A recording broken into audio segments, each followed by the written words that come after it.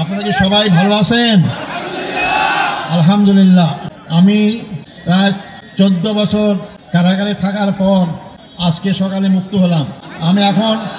আমি এখন মুক্ত, আমি এখন স্বাধীন।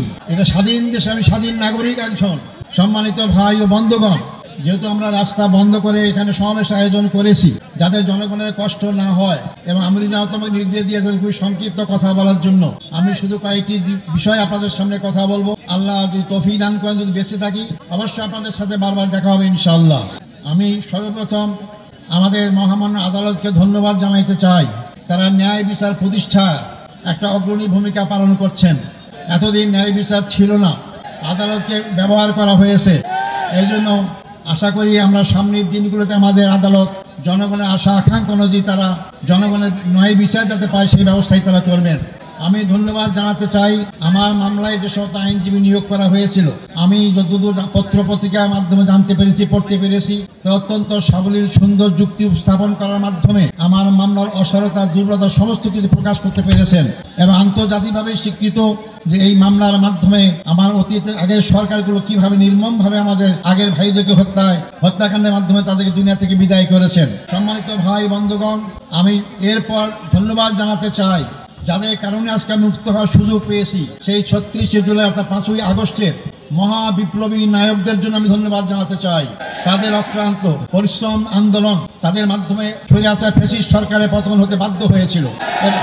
এবং সবচেয়ে আমি ধন্যবাদ জানাবো এই ক্ষেত্রে ছাত্র সমাজকে, যারা অতীতের অহংকার গর্বকে আবার প্রতিষ্ঠা করতে পেরেছেন। ছাত্র সমাজই রাস্তায় রাজপথে নেমে রক্ত ঢেলে তারা এই 14.5 বছরের ফ্যাসিস্ট সরকারের সকল অত্যাচারের বিরুদ্ধে জনগণকে সাথে নিয়ে তারা রাজপথে যে আন্দোলন গড়ে তুলেছিলেন, যার কারণে গর্ব গম্ভ সব চূর্ণ হয়ে বাংলাদেশ নতুনভাবে স্বাধীনতা অর্জন করতে পেরেছে। ধন্যবাদ জানাতে চাই ছাত্র, যুবক, শিক্ষক, সকল পেশাজীবী, সকল নারী পুরুষ, এমনকি শিশু বাচ্চাদেরকেও আমি দেখেছি তারা রাজপথে সেদিন নেমে এসেছিল। সবাইকে আমি ধন্যবাদ জানাতে চাই।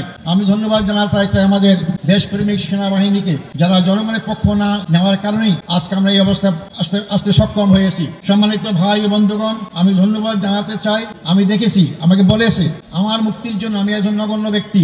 অনেকে রোজা রেখেছেন, অনেকে সিয়াম পালন করেছেন, অনেকে মানত করেছেন।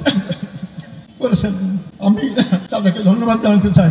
হয়তো ইসলামী আন্দোলনকে মহব্বত করার কারণে, ইসলামীকে ভালোবাসার কারণে এটা অবশ্যই তারা ধন্যবাদ পাওয়ার যোগ্য। আল্লাহ তাকে উত্তম যারা দান করুক। সম্মানিত ভাই ও বন্ধুগণ, আমি স্মরণ করছি অত্যন্ত দুঃখ বেদনা ভারাক্রান্ত হৃদয় যারা আমার নেতা ছিলেন, সেই নেতাদেরকে অন্যায়ভাবে হত্যা করা হয়েছে, জুডিশিয়াল কিলিং করা হয়েছে তাদেরকে।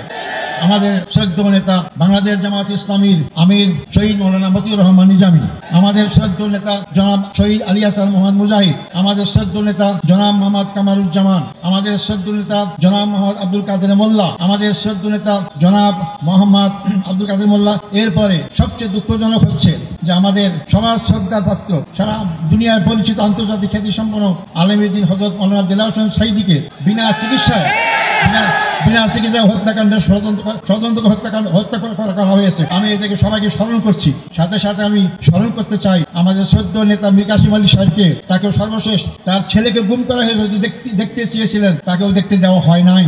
তাকে ফাঁসির কাছে ঝুলিয়ে তাকে হত্যা করা হয়েছে। আমি সাথে সাথে জাতীয়তাবাদী দলের নেতা জনাব সালাউদ্দিন কাদের চৌধুরীকেও ফাঁসির কাছে ঝুলানো হয়েছে। আমি সেটাও আমি স্মরণ করতে চাই। সম্মানিত ভাই বন্ধুগণ, আমরা এর মধ্যেও হারিয়েছি জেলখানায় আমাদের সেই শ্রদ্ধেয় নেতা অধ্যাপক গোলাম আজমকে, আমরা হারিয়েছি আমাদের মৌলানা আবুল কালাম মোহাম্মদ ইউসুফ সাহেবকে, হারিয়েছি আমরা 5 বারের নির্বাচিত এমপি মৌলানা আব্দুল সোহান সাহেবকে আমরা হারিয়েছি। এরপরও আমি বের হয়ে দেখতে পেলাম আমাদের সামনে এখন তারা নেই। আমাদের আমিরের জামাত, এখনকার আমির জামাতের পূর্বের যে আমির আছেন মকবুল আহমদ সাহেব এবং নাজি আহমদ সাহেব, তার সবাইকে শ্রদ্ধা স্মরণ করছি এবং তার শোক সন্তপ্ত পরিবারের সদস্য সহ সবার কাছে আমি তাদের সমবেদনা জ্ঞাপন করছি। আল্লাহ তাদের সবাইকে ধৈর্য ধারণ করে তৌফিক দান করুক। সম্মানিত ভাই ও বন্ধুগণ, আমি এই প্রসঙ্গে বলতে চাই, এই হত্যাকাণ্ডের সঙ্গে যারাই যে পর্যায়ে জড়িত সবাইকে আইনের আওতায় এসে তাদের বিচার করা হোক।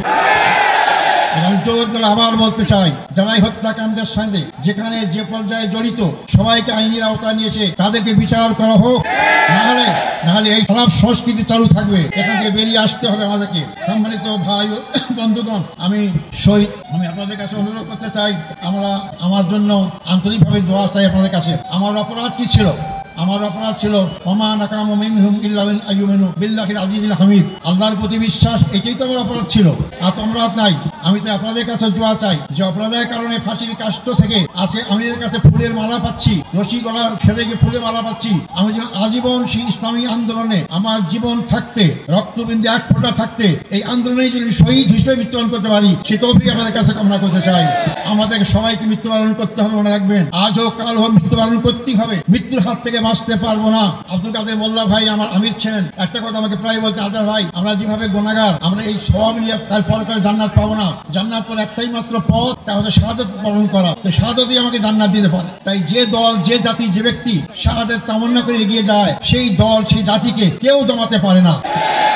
সম্মানিত ভাই এবং বন্ধুগণ, সেই দোয়া করার সাথে সাথে আপনাদের সবাইকে সবার মাধ্যমে সারা বাংলাদেশের আপনার জনসাধারণকে আহ্বান করতে চাই, আসুন এই দেশ আমাদের, এই দেশ আমাদের সবার, এই দেশের মানুষের আশা আকাঙ্ক্ষা, চিন্তা চেতনা, ঐক্য অনুযায়ী এই দেশটাকে ইসলামী সমাজ গড়ার আকাঙ্ক্ষা আমরা সবাই এগিয়ে যেতে পারি। আল্লাহ অবশ্যই আমাদের সাথে থাকবেন ইনশাআল্লাহ। আমি আর বিলম্ব করবো না, যেহেতু আপনার রোদ্রে কষ্ট পাচ্ছেন, আপনারা আমার জন্য দোয়া করবেন। আমার আর পাওয়ার কিচ্ছু নাই, আমার জীবনে যদি আমরা এখানে আল্লাহর দিন প্রতিষ্ঠা দেখে যেতে পারি, এর চেয়ে সর্ব বড় পাওয়ার কিছু নাই। আপনাদের সবাই সেই দিন প্রতিষ্ঠা আন্দোলনে যার যার জায়গা থেকে যে ভূমিকা রাখা দরকার, সেই ভূমিকা সবাই রাখবেন, এই আশাবাদ ব্যক্ত করে সাংবাদিক বন্ধুগণ, ফটোগ্রাফার যারা এখানে আসছেন, যারা আজকে আমাদের এখানে উপস্থিত হয়েছেন, তাদেরকে আমি ধন্যবাদ জানাতে চাই, এবং যারা যেভাবে আমাকে সহযোগিতা করেছেন তাদেরকে ধন্যবাদ জানাতে চাই। আবারও আমি আপনাদের কাছে আমার জন্য দোয়া কামনা করে আমার বক্তব্য এখানে শেষ করছি। আসসালামু আলাইকুম রহমতুল্লাহি ওয়া বারাকাতুহু।